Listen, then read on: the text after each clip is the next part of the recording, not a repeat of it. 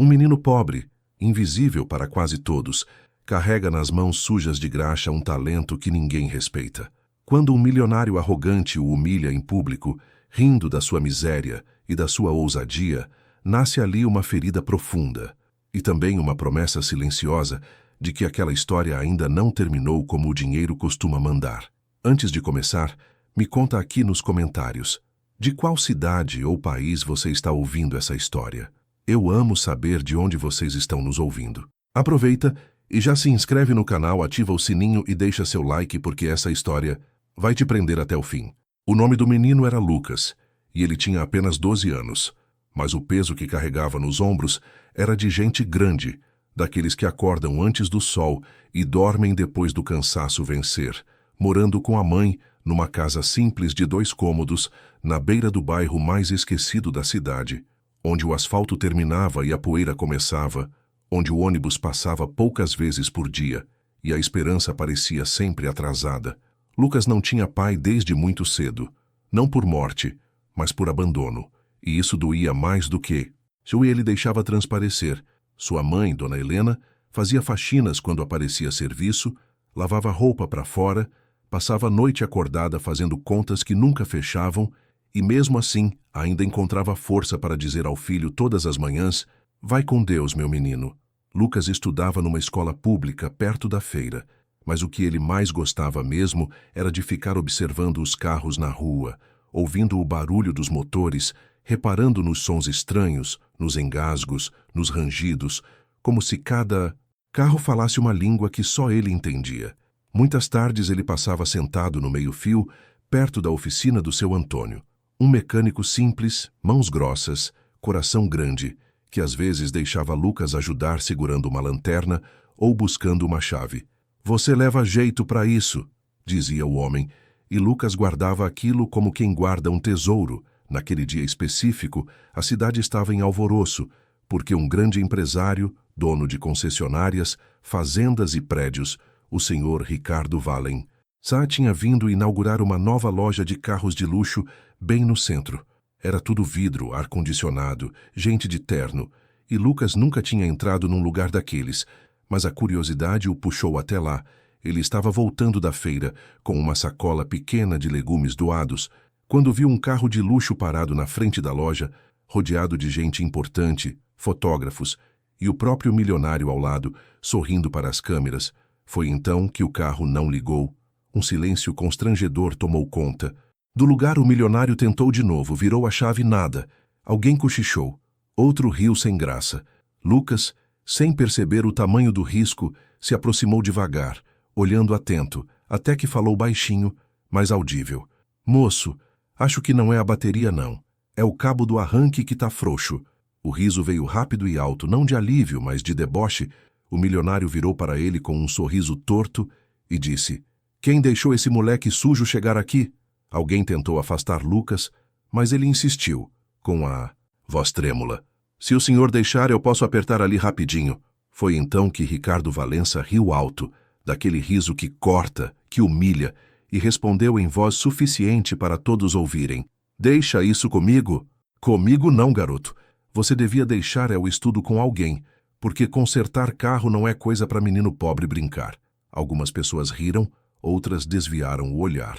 Lucas sentiu o rosto queimar, as mãos tremerem, e mesmo assim ficou ali parado, ouvindo o milionário continuar: "Você acha mesmo que um carro desses precisa da ajuda de um moleque de rua?" Alguém puxou Lucas pelo braço e o afastou, e enquanto ele se afastava, ouviu ainda: "Vai procurar o que fazer, menino." Aquela frase entrou fundo. Não foi só a humilhação, foi a forma como todos viram e ninguém fez nada. Lucas saiu dali andando rápido, tentando segurar o choro, mas quando dobrou a esquina, sentou na calçada e chorou como quem desaba, não de raiva, mas de vergonha, de impotência, de sentir que o mundo já tinha decidido quem ele era antes mesmo dele tentar ser alguém. Naquela noite em casa, Dona Helena percebeu o silêncio do filho, mas ele só disse: "Nada não, mãe", e ficou mexendo numa peça velha de carro que guardava a como relíquia, enquanto ela rezava baixinho na cozinha, pedindo proteção e justiça. Lucas foi dormir com a frase ecoando na cabeça: "Menino pobre." Mas junto com a dor, algo diferente começou a nascer. Não ódio, não revolta violenta, mas uma decisão silenciosa. Ele não sabia como nem quando, mas sentiu que aquela risada ainda não era o fim da história e que um dia alguém teria que engolir aquelas palavras ditas com desprezo. A humilhação não terminou quando Lucas saiu da frente da concessionária. Ela continuou ecoando nos dias seguintes como um barulho insistente dentro do peito, porque a cidade pequena tem memória longa quando se trata de riso alheio e língua solta. Na escola, alguns colegas cochichavam.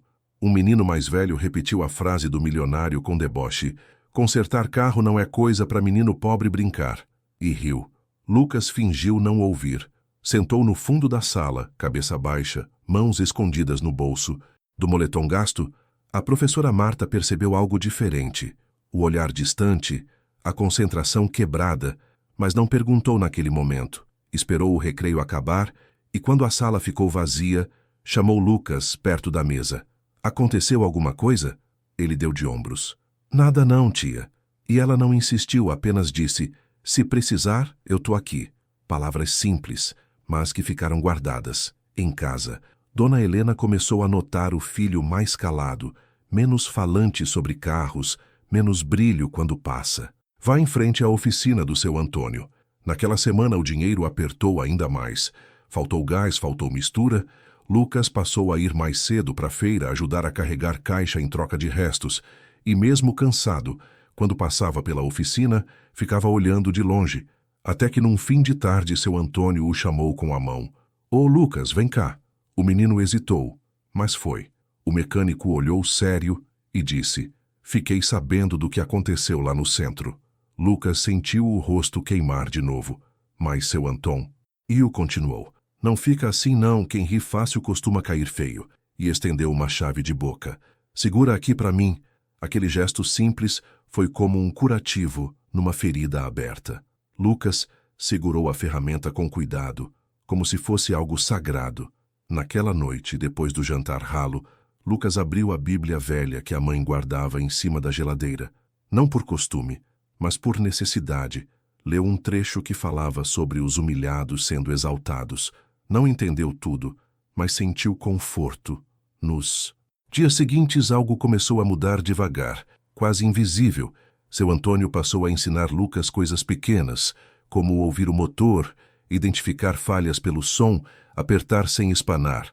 Lucas aprendia rápido, com atenção e respeito. Enquanto isso, no outro lado da cidade, o carro de luxo do milionário começou a dar problema de novo. Não ligava às vezes, falhava em público, e Ricardo Valença se irritava, trocou mecânico, xingou o funcionário. Ninguém resolvia. A notícia começou a circular em tom de ironia: carro caro dando vexame. Mas Lucas não sabia disso. Ele estava ocupado demais tentando ajudar a mãe e estudar, até que numa manhã chuvosa, ao voltar da escola, viu um caminhão parado na rua do bairro, capô aberto, um motorista suado e nervoso. Lucas se aproximou por instinto, olhou rápido e disse: "Tá afogando, moço, pisa fundo não." O caminhoneiro olhou desconfiado, mas tentou. O caminhão pegou. O homem arregalou os olhos e riu. "Rapaz, você me salvou." Deu a Lucas um lanche e disse: "Deus te abençoe." Aquele foi o primeiro pequeno milagre plausível. Ninguém aplaudiu, ninguém filmou, mas Lucas voltou para casa com o peito um pouco mais leve. A professora Marta começou a notar uma melhora discreta. Lucas, mais atento, mais confiante nas respostas. Um dia pediu que ele ajudasse a arrumar as carteiras e comentou: "Você tem jeito com coisas práticas? Já pensou em curso técnico?" Lucas sorriu tímido. Parecia algo distante demais, mas a semente foi plantada. Enquanto isso, o milionário planejava um grande evento beneficente para limpar a própria imagem. Uma doação pública, fotos com crianças, discurso bonito, mas por trás continuava o mesmo, desprezando funcionários, mentindo sobre impostos, usando influência para calar problemas, sem saber que as próprias atitudes começavam a desenhar sua queda. Lucas, por sua vez, começou a juntar peças velhas, consertar pequenos objetos, rádios, ventiladores, sempre com cuidado, sempre com silêncio. Dona Helena observava e dizia: "Deus vê, meu filho."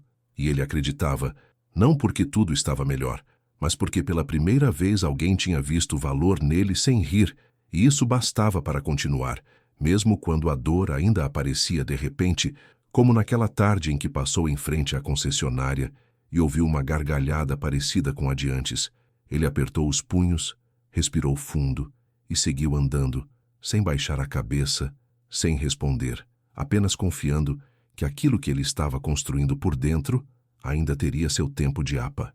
Retzer. O que estava nascendo dentro de Lucas ainda era frágil, como chama pequena em dia de vento.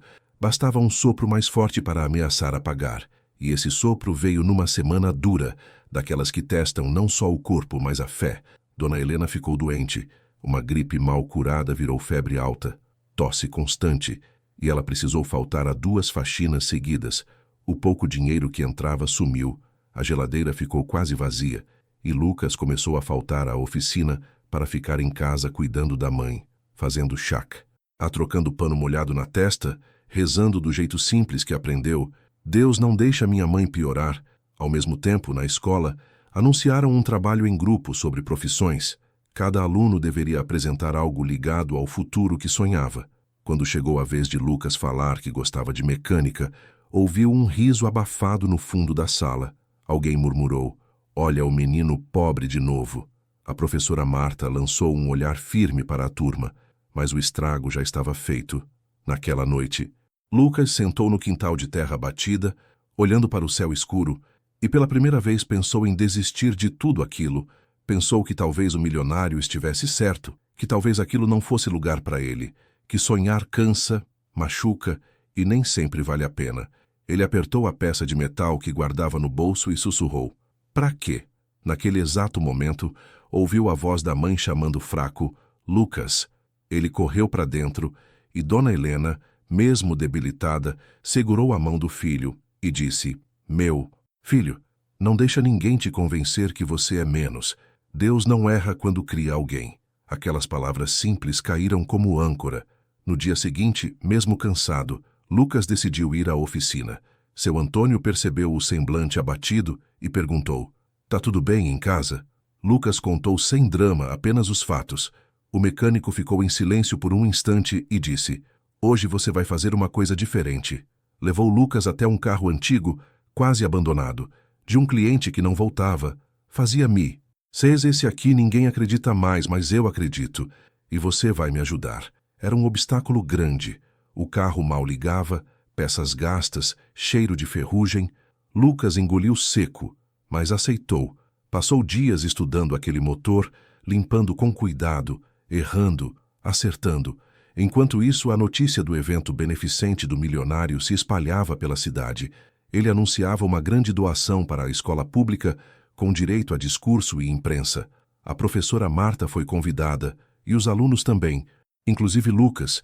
Quando soube que o milionário estaria lá, sentiu um aperto no peito, pensou em não ir, mas algo dentro dele disse que fugir não curava ferida nenhuma.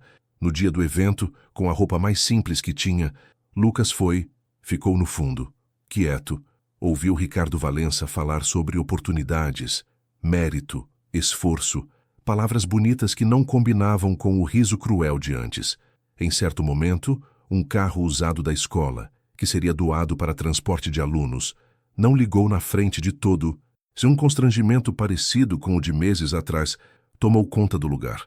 Os assessores se agitaram, o milionário se irritou e alguém comentou: "Chama um mecânico." Lucas sentiu o coração acelerar.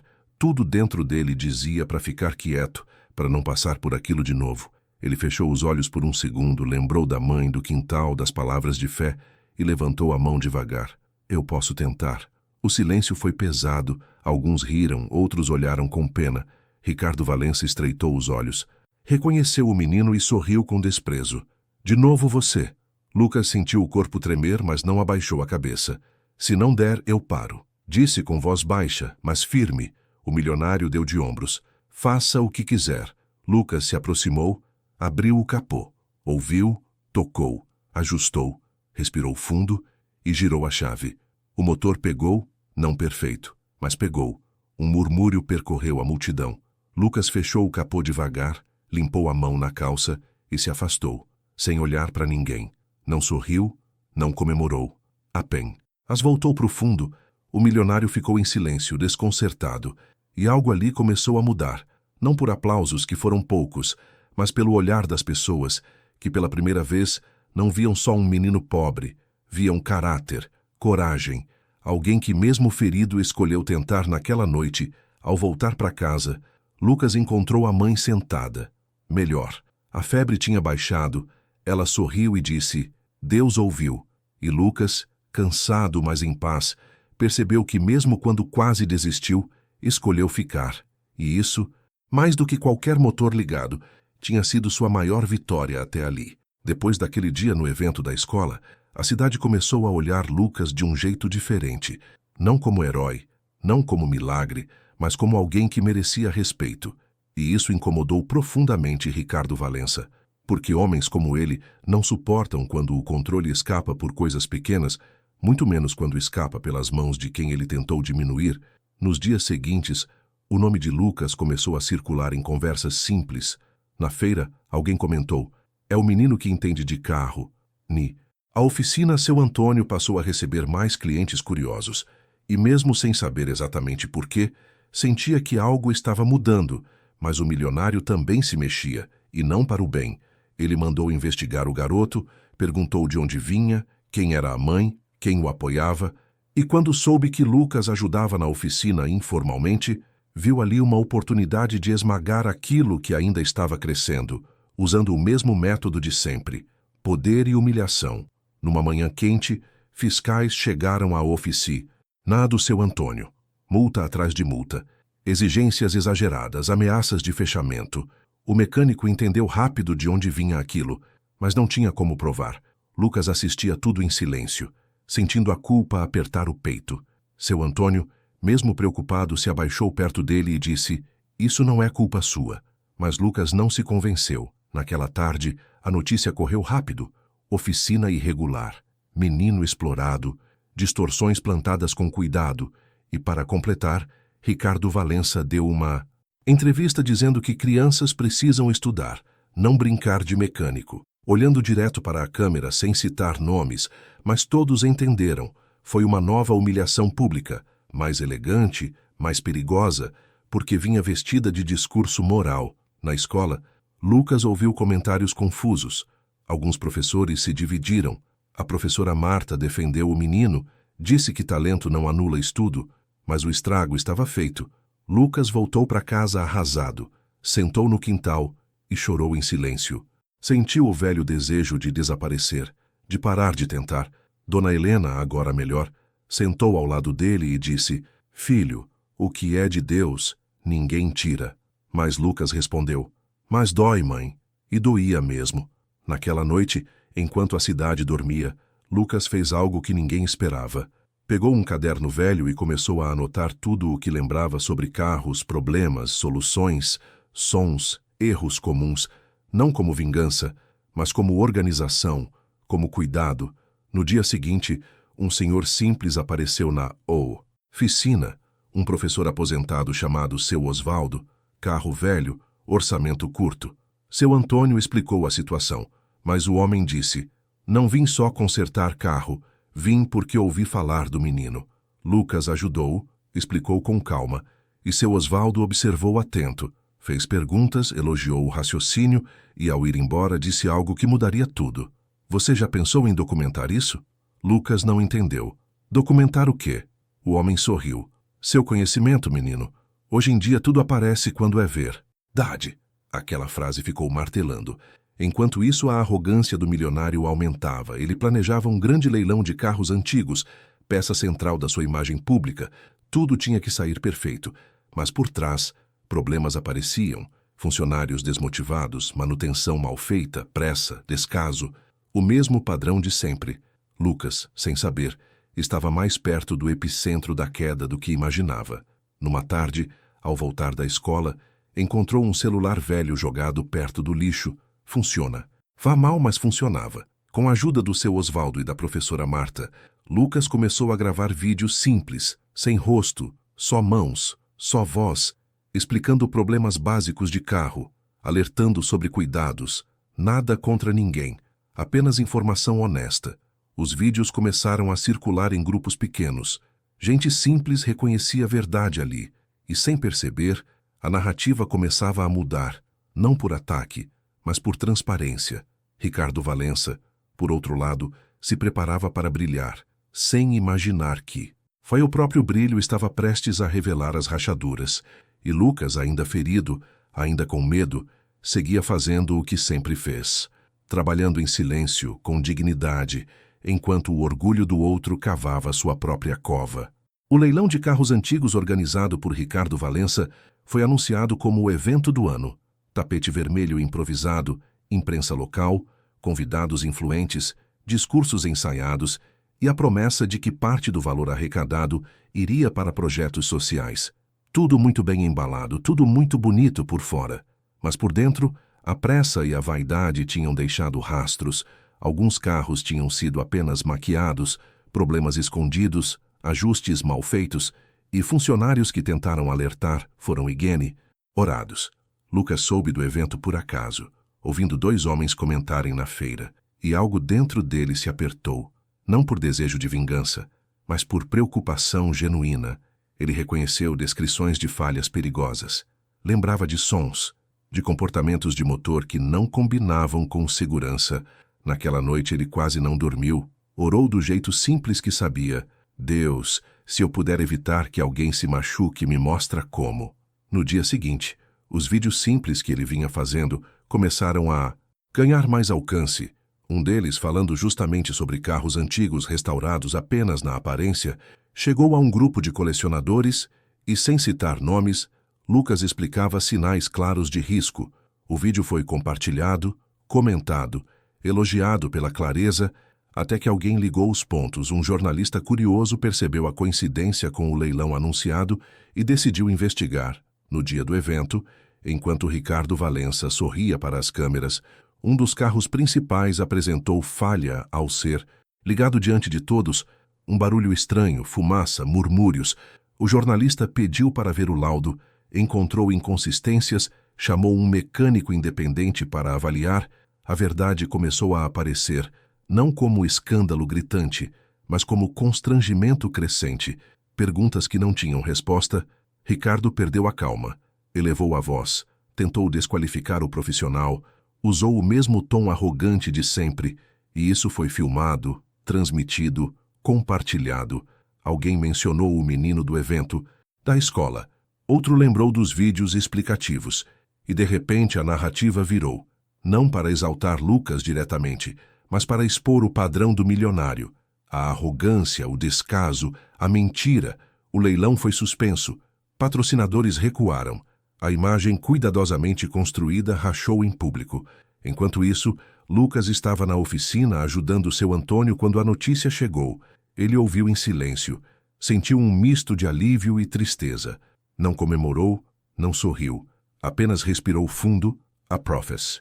Rora Marta foi até lá e disse: "Você fez o certo." Seu Osvaldo apertou a mão dele.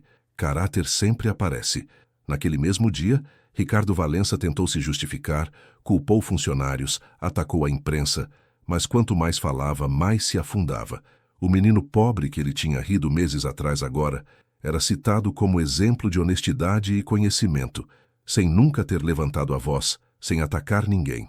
A humilhação se inverteu, não por vingança, mas por coerência moral. Naquela noite, Lucas voltou riu a casa, sentou ao lado da mãe e contou tudo. Dona Helena chorou em silêncio e disse: "Deus é justo." Lucas sentiu algo novo no peito. Não orgulho, mas paz, porque entendeu que não precisava provar nada para quem escolheu desprezar. Precisava apenas continuar sendo quem era.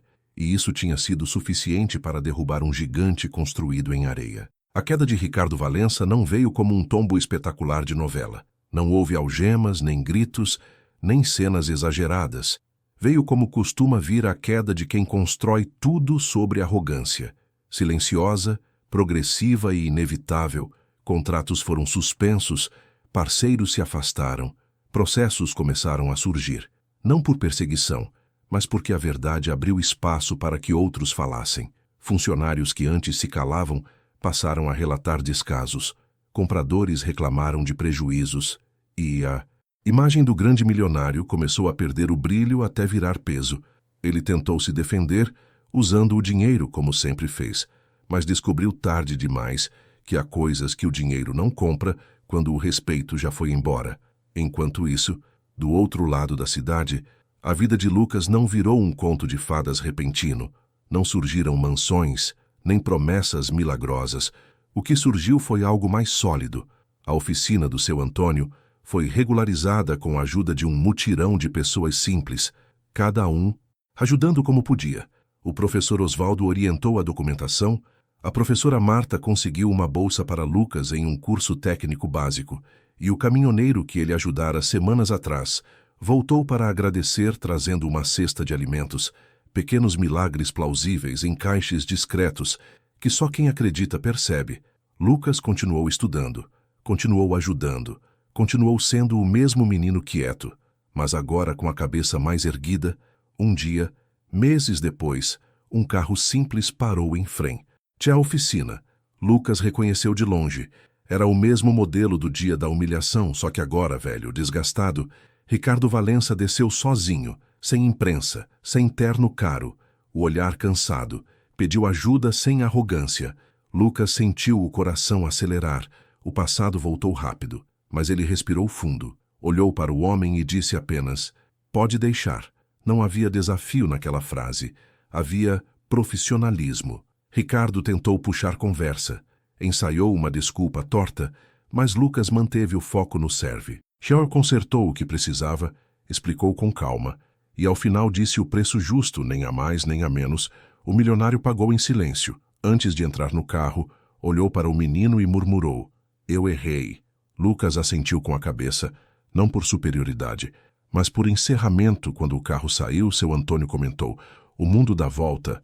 Lucas respondeu: "Não, seu Antônio, a gente que escolhe o caminho." Naquela noite, em casa, Dona Helena preparou um jantar simples: arroz, feijão, ovo e pê.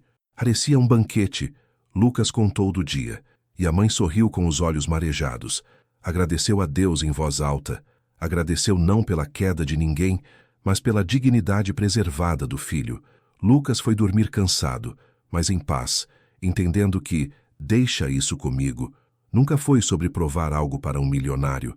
Foi sobre assumir responsabilidade pela própria vida, mesmo quando o mundo tenta esmagar. Foi sobre caráter quando ninguém está olhando, fé quando tudo aperta e silêncio quando a resposta mai.